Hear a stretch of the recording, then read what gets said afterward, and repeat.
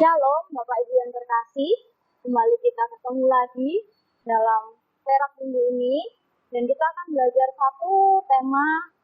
Apa yang kita akan pelajari pada hari ini? Sebelumnya mari kita berdoa dan mohon pimpinan Tuhan untuk kita boleh belajar bersama-sama. Bapa, di dalam nama Tuhan Yesus, kami sungguh bersyukur kalau kami boleh bertemu kembali melalui ibadah keluarga, persekutuan antar keluarga di UPD Jemaat Pasalopi Surakarta. Kiranya Engkau boleh hadir ya Tuhan dalam perenungan kami pada hari ini, dan pelajaran-pelajaran yang kami dapat, kami boleh terapkan itu dalam kehidupan kami, sehingga nantinya kami boleh memberkati banyak orang melalui apa yang boleh kami kerjakan dalam hidup kami. Kami bersyukur, kami berdoa di dalam nama Tuhan Yesus Kristus. Haleluya. Amin. Perenungan kita pada hari ini diambil dalam Keluaran 4 ayat yang kedua. Tuhan berfirman kepadanya, "Apakah yang di tanganmu itu?" Jawab Musa, "Tongkat." Tongkat Musa pertama kali disebut dalam pasal ini, Keluaran 4. Kalau kita melihat dalam pasal ini, menarik karena pada saat itu Tuhan menampakkan diri kepada Musa untuk yang pertama kali. Dan kalau kita lihat pada ayat-ayat berikutnya dalam pasal 4 ini, Tuhan berdebat dengan Musa tentang keputusannya kembali ke Mesir. Apa yang kita dapat pelajari dari tongkat Musa? Yang pertama, tongkat Musa adalah benda yang sederhana. Benda yang dibawa oleh Musa untuk bekerja pada saat itu, pada waktu Tuhan menampakkan diri kepada Musa. Musa adalah seorang penggembala pada waktu ia dipanggil, karena mertuanya, Yitro, adalah seorang penggembala Midian. Tertulis dalam Keluaran 3 ayat 1, adapun Musa, dia biasa menggembalakan kambing domba Yitro mertuanya, imam di Midian. Sekali, ketika ia menggiring kambing domba itu ke seberang padang gurun, sampailah ia ke gunung Allah, yakni Gunung Horeb. Jadi yang pertama, benda yang sederhana bisa dipakai Tuhan untuk menyatakan mujizatnya. Yang kedua, tongkat Musa hanyalah alat, Tuhan yang memakainya. Mari kita lihat dalam kisah bangsa Israel keluar dari Mesir, saat Tuhan ingin memanifestasikan kuasanya, maka Musa dan tongkat itulah perwujudan alat Tuhan. Keluaran 4 ayat 3-5. Firman Tuhan, "Lemparkanlah itu ke tanah," dan ketika dilemparkannya ke tanah, maka tongkat itu menjadi ular, sehingga Musa lari meninggalkannya. Tetapi firman Tuhan kepada Musa, "Ulurkanlah tanganmu dan peganglah ekornya." Musa mengulurkan tangannya, ditangkapnya ular itu, lalu menjadi tongkat di tangannya.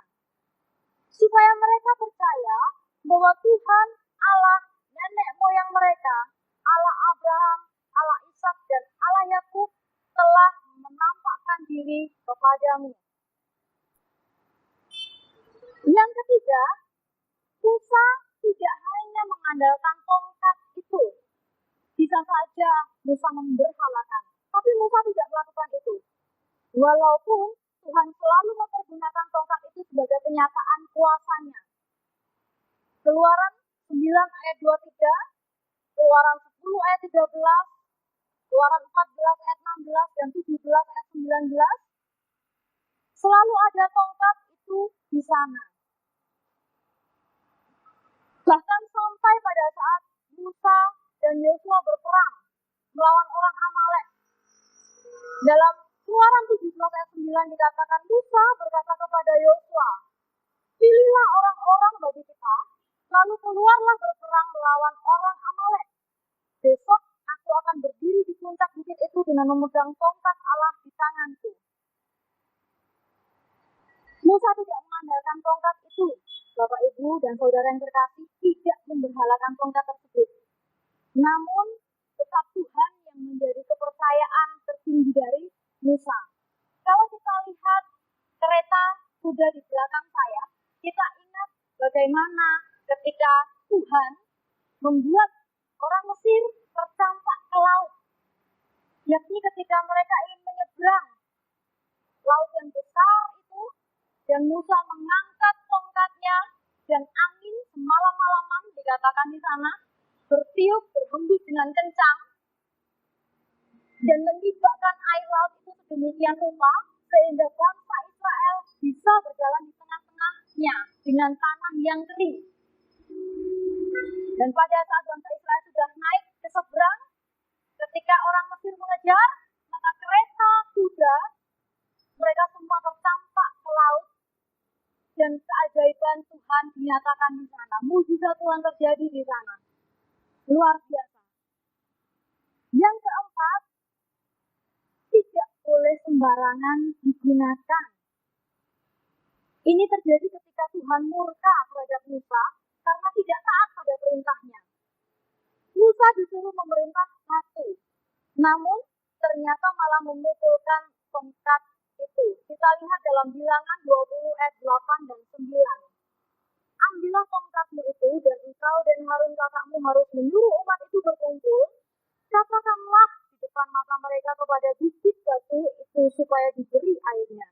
Demikianlah engkau mengeluarkan air dari bukit batu itu bagi mereka, dan memberi minum umat itu serta ternaknya. Lalu Musa mengambil tongkat itu dari hadapan Tuhan, seperti yang diperintahkannya kepadanya. Ayat yang ke-11, sesudah itu Musa mengangkat tangannya, lalu memukul bukit batu itu dengan tongkatnya 2 kali. Maka keluarlah banyak air sehingga umat itu dan ternak mereka dapat minum.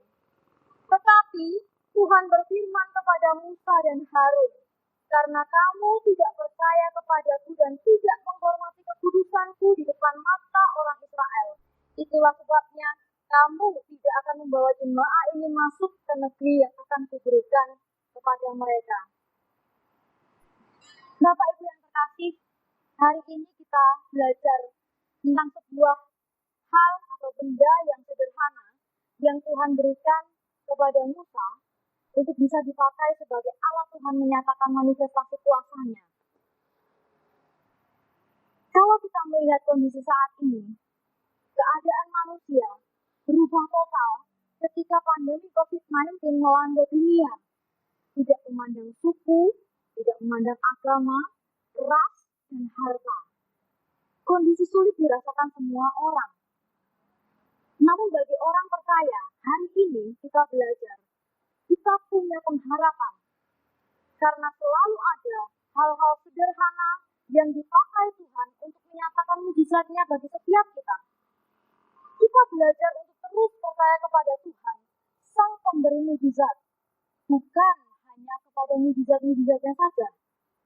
Karena itu, mari pergunakan hidup kita menjadi alat Tuhan.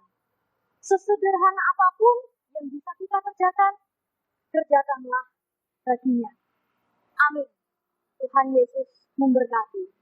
Mari kita berdoa. Bapa, sungguh kami bersyukur untuk persekutuan pada hari ini. Biarlah perenungan-perenungan firman Tuhan yang boleh kami dengar, boleh kami baca, tanamkan itu dalam hati kami, dan Roh Kudus-Mu yang menuntun kami untuk kami boleh hidup seturut dengan firman-Mu. Tetap kami punya pengharapan di dalam Engkau di tengah masa-masa sulit ini. Tetap kami punya pengharapan dan melihat Engkau saja, Sang Sumber berkat, Sang Sumber mujizat itu. Supaya kami boleh terus mewartakan kebenaran-Mu dan mewartakan kemuliaan nama-Mu Tuhan. Terima kasih Bapa. Kami bersyukur dan kami berdoa di dalam nama Tuhan Yesus Kristus, Juru Selamat kami yang hidup. Haleluya. Amin.